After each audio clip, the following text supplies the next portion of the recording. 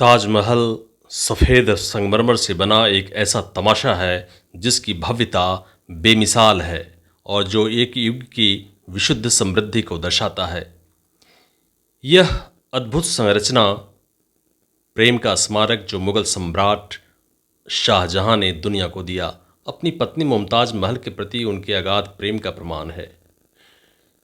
यह संगमरमर में बनाया जाने वाला और बहुमूल्य तथा अर्धकीमती पत्थरों से महिमा मंडित किया गया रोमांस है और यही इसकी सराहना करने का तरीका है।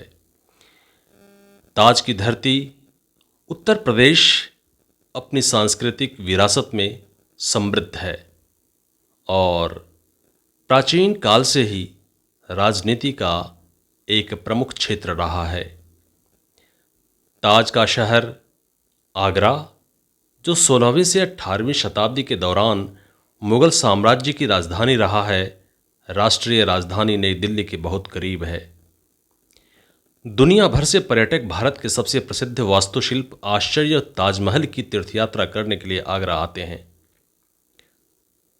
एक ऐसी भूमि जहां भव्य मंदिर और इमारतें पर्यटकों को एक ऐसे देश की समृद्ध सभ्यता की याद दिलाती है जो धीरे धीरे लेकिन निश्चित रूप से खुद को एक औद्योगिक समाज में बदल रहा है।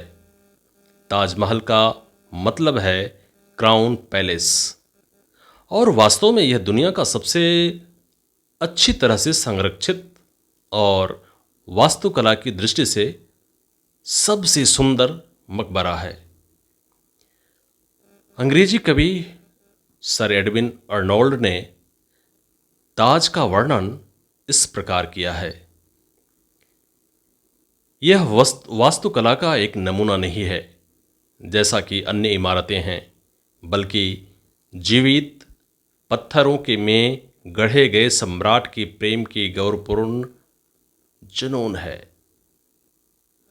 यह संगमरमर में मनाया जाने वाला और बहुमूल्य तथा अर्धकीमती पत्थरों से महिमा मंडित किया गया रोमांस है और यही इसकी सराहना करने का तरीका है। ताजमहल यमुना नदी के तट पर स्थित है, जो अन्यथा आगरा के महान लाल किले की रक्षा करने वाले एक विस्तृत मार्ग के रूप में कार्य करता है, जो मुगल सम्राटों का केंद्र था जब तक कि वे 1637 में अपनी राजधानी दिल्ली नहीं ले गए। इसे 5वें मुगल सम्राट शाहजहां ने 1631 में अपनी तीसरी लेकिन सबसे पसंदीदा पत्नी, वास्तव में एक आत्मा साथी मुमताज महल, एक मुस्लिम फारसी राजकुमारी की याद में बनवाया था। अपने पति के साथ बुरहानपुर में विद्रोह को कुचलने के अभियान में अपने 13वें बच्चे को जन्म देने के बाद उनकी मृत्यु हो गई। मृत्यु ने सम्राट को इतना तोड़ दिया कि कहा जाता है कि कुछ ही महीनों में उनके सारे बाल और दाढ़ी बर्फ की तरह सफ़ेद हो गए। जब मुमताज महल अभी भी जीवित थी तो उसने बादशाह से 4 वादे लिए थे। पहला कि वह ताज का निर्माण करें, दूसरा कि वह फिर से शादी करें, तीसरा कि वह अपने बच्चों के प्रति दयालु हों और चौथा कि वह उसकी मृत्यु की सालगिरह पर मकबरे पर जाएं। हालांकि खराब स्वास्थ्य और अपने ही बेटे और सिंहासन के उत्तराधिकारी औरंगजेब द्वारा घर में नज़रबंद किए जाने के कारण उन्हें आखिरी वादा निभाने से रोक दिया गया। ताज एक ऊंचे लाल बलुआ पत्थर के आधार पर बना है, जिसके ऊपर एक विशाल सफ़ेद संगमरमर की छत है, जिस पर 4 पतली मीनारों से घिरा प्रसिद्ध गुंबद है। गुंबद के भीतर रानी की रत्न जड़ित समाधि है। कारीगरी इतनी उत्कृष्ट है कि ताज को दिग्गजों द्वारा डिजाइन किया गया और जौहरियों द्वारा तैयार किया गया के रूप में वर्णित किया गया है। ताज में एकमात्र विषम वस्तु सम्राट का ताबूत है, जिसे रानी के ताबूत के बगल में बाद में बनाया गया था। किंवदंती है कि अपनी 8 साल की लंबी बीमारी और कारावास के दौरान शाहजहां बिस्तर पर लेटे हुए सामने की दीवार में एक विशेष कोण पर जड़े हीरे के माध्यम से ताज को गौर से देखा करता था। एक आकर्षक सुंदर महिला के प्रति श्रद्धांजलि तथा एक प्रेम कहानी के स्मारक के रूप में, जो हमें इन पृष्ठों को पढ़ते समय भी अपने में बांधे रखती है। वास्तव में एक ऐसे प्रेम का चिरस्थायी रोमांस जो भी समाप्त नहीं हुआ है। ताज अपने दर्शकों के समक्ष अपनी सूक्ष्मताओं को प्रकट करता है। ताज का आयताकार आधार अपने आप में एक खूबसूरत महिला को देखने के विभिन्न पक्षों का प्रतीक है। मुख्य द्वार एक महिला के चेहरे पर एक घूंघट की तरह है, जिसे शादी की रात को नाजुक ढंग से, धीरे से और बिना जल्दबाजी के उठाया जाना चाहिए। भारतीय परंपरा में दुल्हन की सुंदरता को प्रकट करने के लिए घूंघट को धीरे से उठाया जाता है। जैसे ही कोई ताज के मुख्य द्वार के अंदर खड़ा होता है, उसकी नज़र एक मेहराब पर आ जाती है जो ताज को घेरे हुए है। गुंबद सफ़ेद संगमरमर से बना है, लेकिन मकबरा नदी के उस पार मैदान में बना है, और यही पृष्ठभूमि है जो रंगों का जादू चलाती है, जो अपने प्रतिबिंब के माध्यम से ताज के दृश्य को बदल देती है। दिन के अलग अलग समय और अलग अलग मौसमों में रंग बदलते रहते हैं। चांदनी में ताज किसी रत्न की तरह चमकता है। जब मुख्य मकबरे पर सफ़ेद संगमरमर में जड़े हुए अर्धकीमती पत्थर इसकी चमक को बेहतर चमक के साथ वापस परावर्तित करते हैं। सुबह के समय ताज गुलाबी, शाम के समय दूधिया सफ़ेद और चांद की रोशनी में सुनहरा दिखाई देता है। वे कहते हैं कि ये परिवर्तन किसी भी तरह की सुंदरता के अलग अलग मूड को दर्शाते हैं। ताज के बारे में अलग अलग लोगों के अलग अलग विचार हैं, लेकिन यह कहना काफ़ी होगा कि ताज का अपना एक अलग जीवन है, जो संगमरमर से भी बाहर निकलता है। वास्तुकला की कला और विज्ञान की एक उत्कृष्ट कृति, मुगल काल कहलाने वाले युग का एक प्रतिनिधि, जो ताज में किसी भी तरह से कुछ भी जोड़ने या घटाने के मामले में किसी भी अधिकारी से आगे है। ताजमहल अपनी शालीनता के साथ खड़ा है।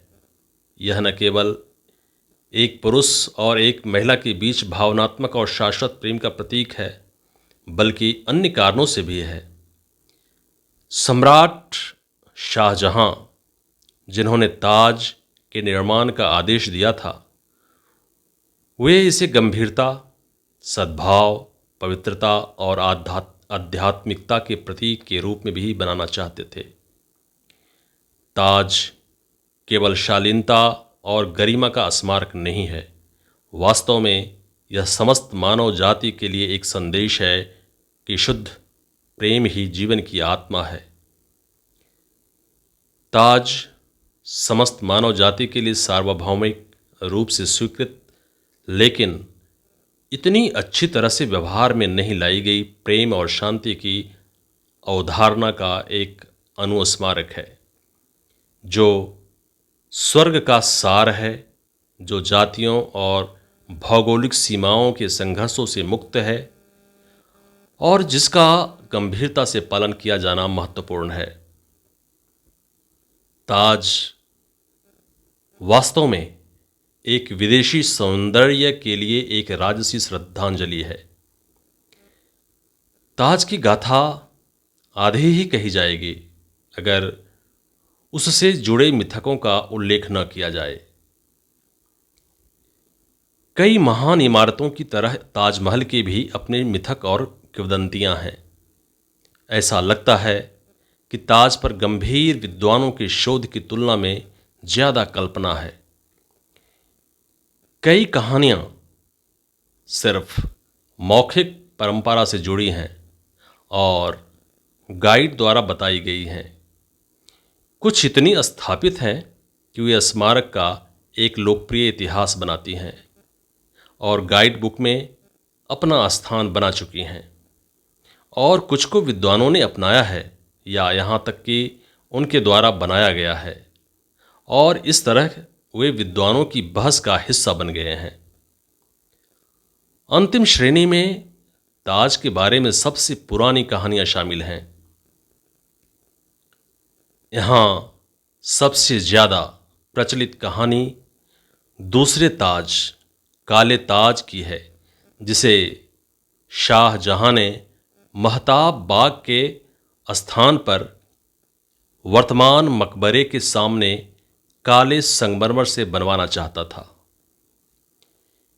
यह जीन बैप्टिस्ट टैवर्नियर से जुड़ी है, जिन्होंने 1665 ईस्वी में आगरा में रहते हुए बताया था कि शाहजहां ने नदी के दूसरी तरफ अपना मकबरा बनवाना शुरू किया, लेकिन अपने बेटों के साथ युद्ध के कारण उनकी योजना में बाधा उत्पन्न हुई और वर्तमान में शासन कर रहे औरंगजेब ने इसे पूरा करने का मन नहीं बनाया।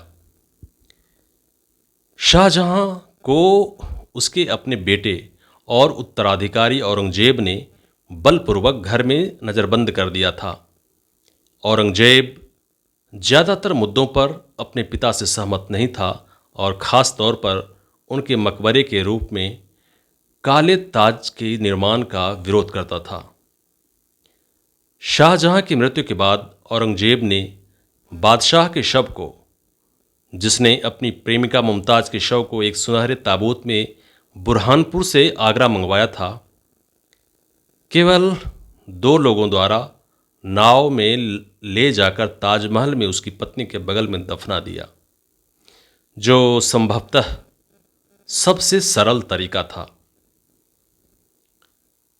शाहजहां, जो अपनी प्रेमिका की इच्छा पूरी करने वाला बादशाह था, अपनी मृत्यु के बाद भी अपनी प्रिय रानी मुमताज महल के लिए शोक व्यक्त करने के लिए काला ताज बनवाने की अपनी इच्छा पूरी नहीं कर सका। यह प्रेम की पवित्रता में शांति थी।